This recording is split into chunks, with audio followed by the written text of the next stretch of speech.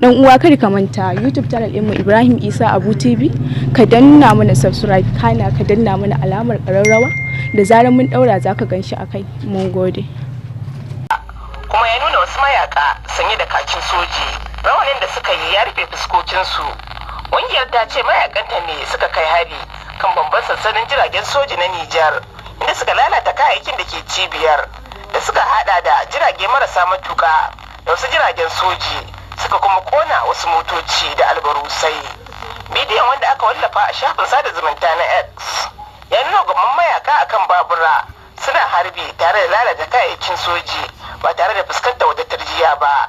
An ji mayakan na magana da Hausa, harshen da ake amfani da shi a faɗin yammacin Afirka. Masana harkar tsaro sun ce hakan na nuni da cewa harin da yiwu na haɗin gwiwa ne tsakanin ƙungiyar IS, rashin yammacin Afirka wato ISWAP, da ke ayyukanta a jihar Birnin Najeriya da wasu yankuna na tafkin Chadi, da kuma rashin ƙungiyar IS da ke Sahara ISDS, wanda ita kuma ke ayyukanta a yammacin Nijar da gabashin Mali da arewacin Burkina Faso.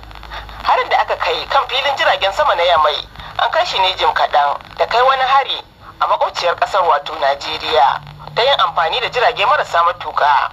Ƙungiyar ta ISWAP ta kai hari kan sansanin sojin ƙasa da ke Sabon Gari a jihar Borno da safiyar ranar Alhamis, inda ta kashe sojoji 9 tare da jikata wasu da dama.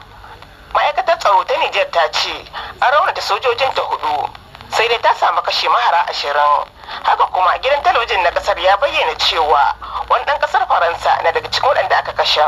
Hukumomin ƙasar sun kuma ce sun samu kama mutane 11 bayan harin da aka kai filin jiragen saman na ƙasa da ƙasa na Diori Hamani, inda aka yi ta jin barin wuta da fashewar abubuwa tun ranar Laraba cikin dare zuwa shagari ranar Alhamis na makon jiya.